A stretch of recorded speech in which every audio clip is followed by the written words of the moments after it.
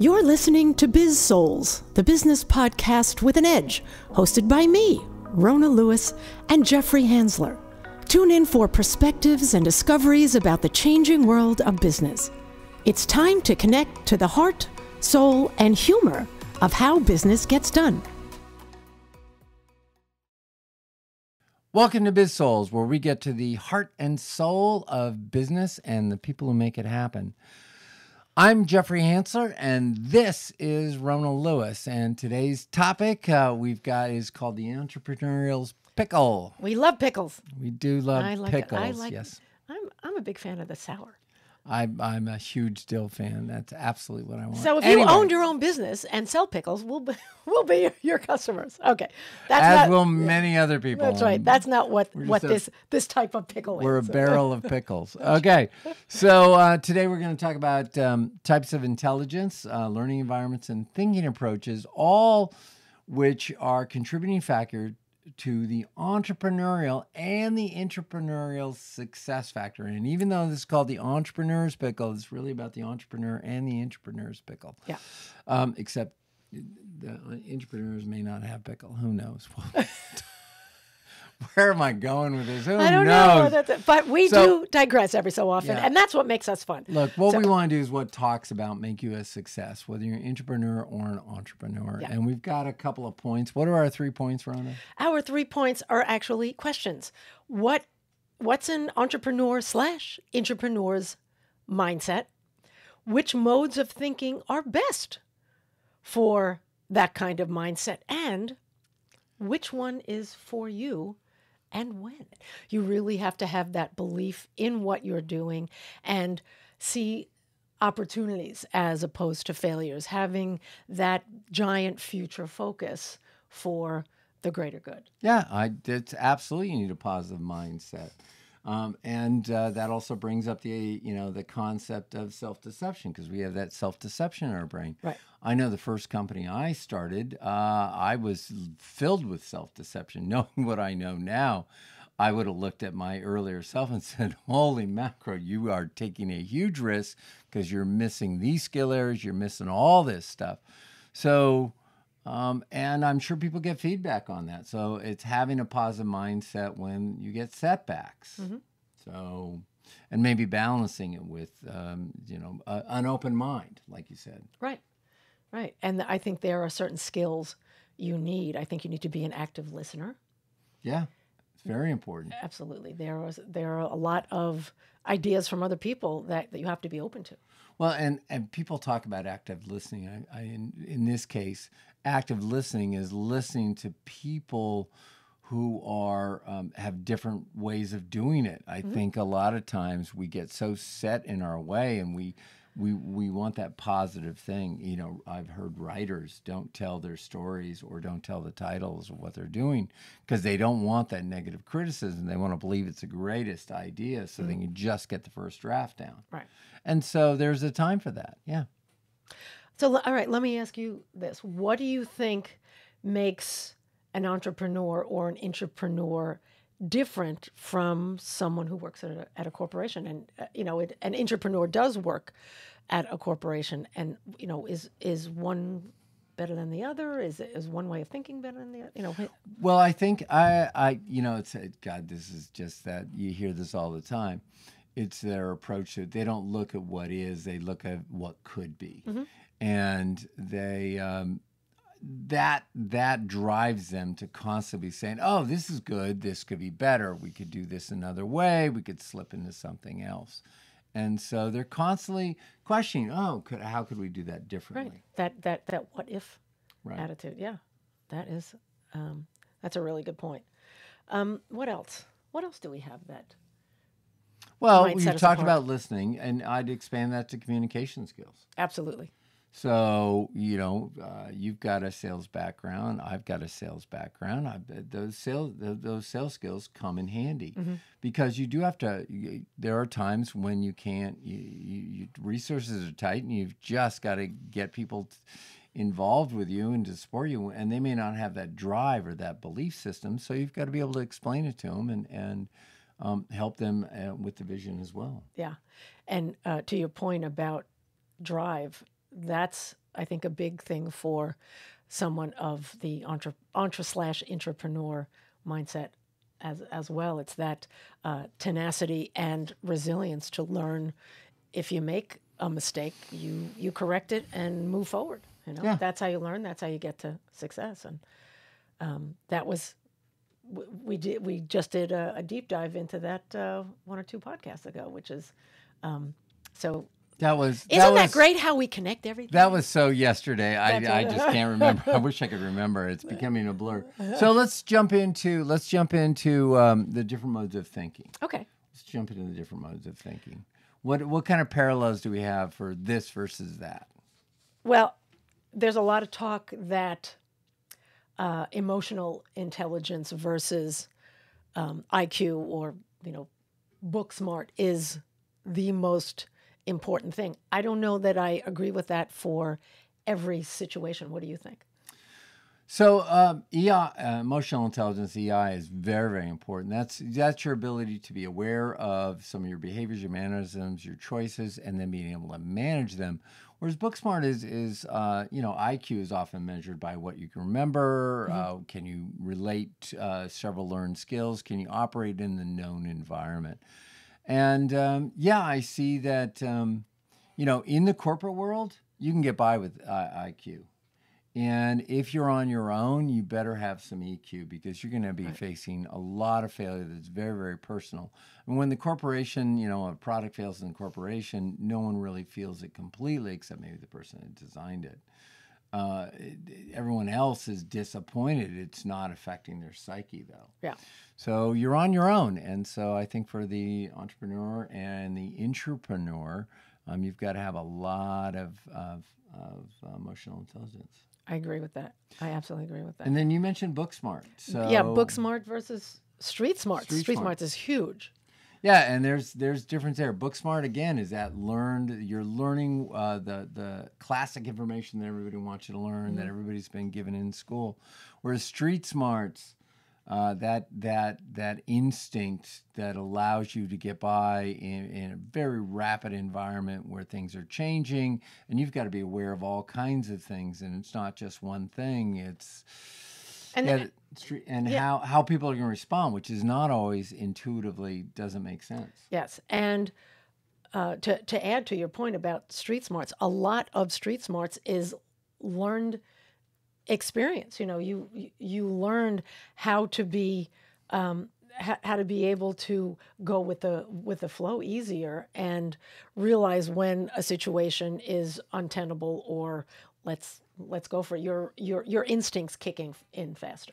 Right. So if we're going to build a triangle between people that are entrepreneurs or entrepreneurs and then others, or would it be entrepreneurs and entrepreneurs? I don't know. It'd be it. So for entrepreneurs, I think you'd be better off with street smarts and emotional intelligence. That's 2 points of a triangle. And then for in entrepreneurs, you could be a little stronger in the IQ and your book smarts. We're still missing a piece for the triangles. So and what's the element that they need for the triangles? Critical thinking. It's needed for both. Well, what's the definition of critical thinking? Well, it's being able to look. It's awareness. First of all, it's aware of your own biases. It's aware of your own kinds of choices and the consequences of that choices. And critical also is that logical look. Is it like you had said in the beginning? Is this? Are we? Do we have an idea or do we have a plan for a business? Because an idea doesn't necessarily make money. You can give ideas, and we've all had that. We're sitting there and going, oh, I had that idea. And the only difference between you and the person that you're seeing their idea in the store is they went ahead with a business plan and did it.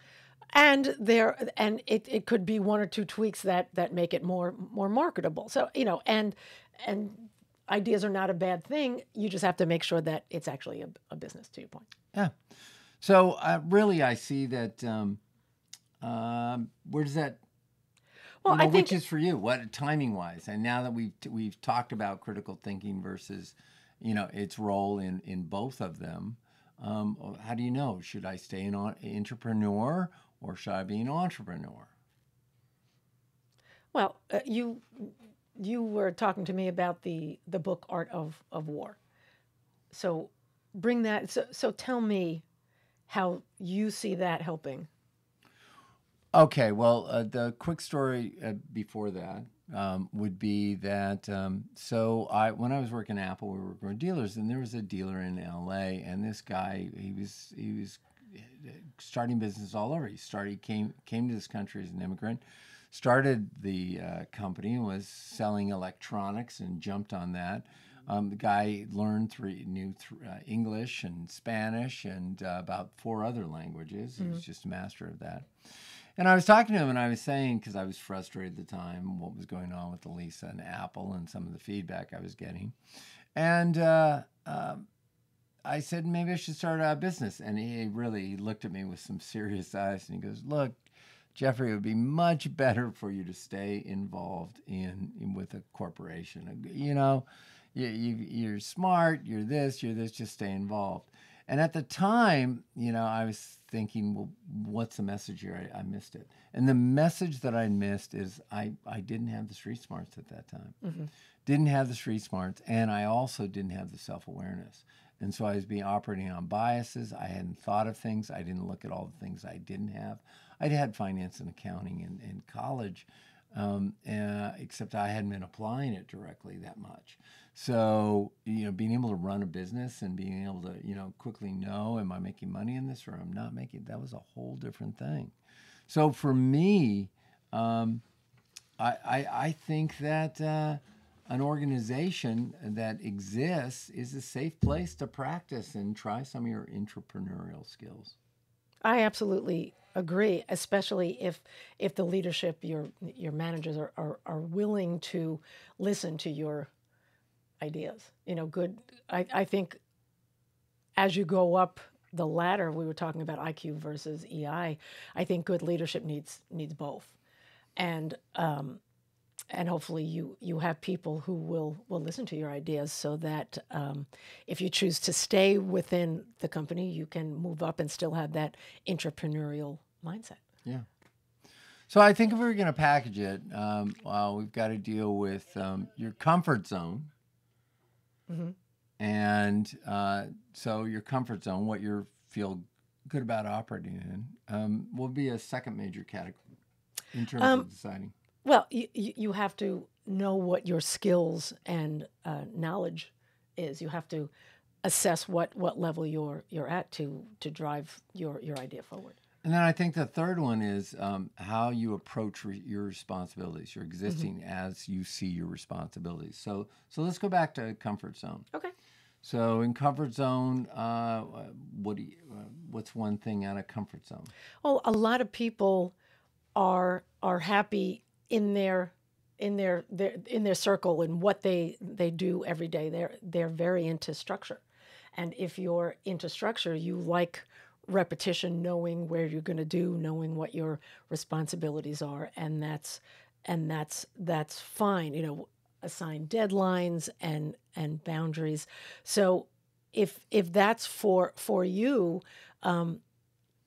then you have to make the decision: is going into business for yourself or having those being in charge of a new idea at a business worth it for you? Yeah. My comfort zone, one of the first things I noticed, because I always felt I had good ideas on things, and because I left Apple, went to a small company that was competing against HP, and there I was looking at things they were doing from a business standpoint, and I was going, I would do this differently. So it was easy for me to see the flaws, and then I went to another group, became vice president of sales and marketing for them, and I found out I liked the second position. I liked not being the person responsible, because the president was responsible for, in this little company, was all the decisions, and I wasn't. Mm-hmm. I give my opinions on them. So I found that a very comfort zone for me. And I would have probably stayed there had it not been for a few choices I made down the line. And also, I was also really getting that bug that I really needed to take it out, take my own. I had to instead of being somebody else, a cog in somebody else's wheel, I had to go make my own wheel. Yeah. And it's interesting because I come from I worked my way up from sales assistant to VP of sales in the media world. And one of the reasons that I really was looking forward to moving up the ladder was because A, I don't like when people tell me what to do. and B, I really was able to see a better way of getting buyers on my side and open to buying a station that wasn't necessarily tops in the ratings, So it was fun for me. It was play for me to be able to convince them, Right. So that was getting out of my comfort zone was my comfort zone. Does that make sense? I like risk. Yeah. So, yeah. Well, and during my time when I was early in my career, I mean, if you didn't have a job in a corporation, it's like, you were always, and I didn't have a job in a corporation. I'd started a consulting company. People's like, oh, really? Can't find work? Right. It was a whole different attitude about entrepreneurs, and I'm going to come back to that at the end, I think, for a final point. Okay. In terms of skill and knowledge, which should be another category, that's tougher. It's tougher because for me, even though I was developing particular skills, they were skills that worked in a structured environment. Right. So in the wild, wild west of being out in the, out on your own, I don't think I had the skills. And that incident that happened was I just got a lesson or an observation of street smarts and found out that I hadn't been using them and I really need to develop it. And I was in a situation where they developed very, very quickly. And once I went through that experience, I realized my skills in all areas were within the framework of safety. So had I completely jumped at that point on my own, it wouldn't have been good. And if you have enough of a skill level, you can. I'm going to go back to the comfort in relation to the skill. There have been times when I'll jump into something and I have no idea what I'm doing, and you just kind of go with it and you see what you come up with. You can come up with building a better mousetrap if you just try, and that's how you build your skill set. Yeah, up to a point. You don't want to go crazy because there are things that are way above my pay grade, but and there's and if you take baby steps out of that, then you can find your comfort zone, and your skill set grows exponentially. So let's talk about the third assessment point, which is the responsibility for other areas of your life to keep yourself balanced. Yeah. So one of the situations was I was had a chance to either be an entrepreneur or start something new on my own or join something that was already going again. And again, it was still a smaller organization. It was still a decision between, okay, do I go on my own or do I join somebody else? And I had first son was on the way. And I'm looking at mortgage payments, and I'm looking at that new baby, and I'm thinking, oh my gosh, I've got to make a safer choice in this time because it would have been too risky because I didn't have the capitalization, and also I think inside I also knew my skill level was lacking in certain areas, particularly in my interpersonal skills with others and working with people that I didn't have authority over. At the time. So that was one thing. Great. Yeah, I think it's for me, in order to have life balance, I literally have to write it down. I right now, as a single person with a dog, I can concentrate on me, and I have a tendency to overwork. So I have a calendar that I write things in. So I schedule workouts. I schedule shopping. I'm a big scheduler so that I know, and I also love the feeling of checking things off. That's a big, this is done. I like that. And so that's my responsibility. Self-care is a huge thing when you're an entrepreneur, sleeping better, eating well, all of those things keep your mind active and sharp. And that's what you need. You need to be able to kind of, think fast and all that. So yeah. There you go. If I was going to combine the three of them and talk about them in a couple of pictures, it would be from experience of consulting, where I'll see somebody that's technical expert, had an opportunity to work with some people that are genius in terms of being engineers. Their skill set, though, in terms of their ability to take advice from others, their ability to trust others, their ability to find out the progress of somebody else, based on that person's bias and everything else. If those are lacking, it starts adding up very quickly and creating problems for the organization. And so it's got to be the combination of all of them. They have to be in a comfort zone where they're willing to be wrong. Yeah. That's one thing. They have to have the skill level to be able to work through those difficulties. And then finally, the responsibility. They have to have enough peace of mind that that the pressure isn't so intense of failure, because when that pressure gets too intense, that's when people make mistakes, they Really make good bad point. decisions, and they try to dry it. Yeah. So. Great point. Awesome. All right. Shall we do final points? Might as well do final Let's points. do final points, because are you guys tired of hearing us? Because I'm just kidding. We love hearing us talk. Look, mine's pretty quick. Okay. I'll go, and Have then it. you get the last word. Always. Always. Look, I currently I think there's way too much emphasis on being an entrepreneur, and there are people out there saying, I'm going to be an entrepreneur. I am an entrepreneur. And this is not an age thing. This is an experience thing. When somebody is 20, 18, 19, and they're giving leadership training, it's a big, giant red flag. Yeah. Okay, fine. You read a couple of leadership books. Great. You're not speaking from information.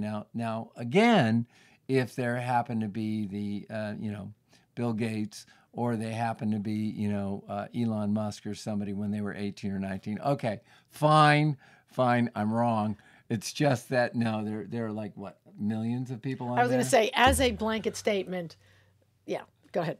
So there's too much emphasis on being an entrepreneur. Look, you can be an intrapreneur. You can try your ideas. You can learn your skills, and you're protected by the organization. And hopefully you get with an organization that's open-minded and lets you grow. And next thing you know, you might, if you're great, you might be president. That could be.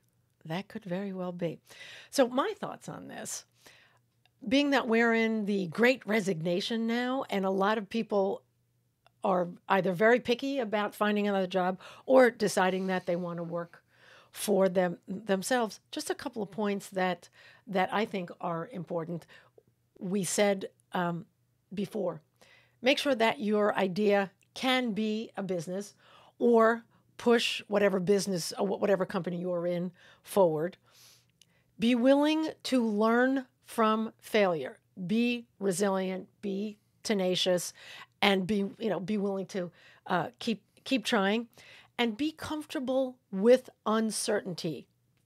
Have fun with that, and just play with what's possible as you move forward. That's my story. I'm sticking to it. Absolutely, and that's our story, and we're sticking to it. This has been Biz-Souls with this guy, Jeffrey Hansler, and me, Rona Lewis. We'll see you next time. Thank you. You've been listening to the Biz-Souls podcast with your hosts, Rona Lewis and Jeffrey Hansler. Did you have fun? Subscribe, rate, and leave a review. It's very much appreciated. Talk to you next week.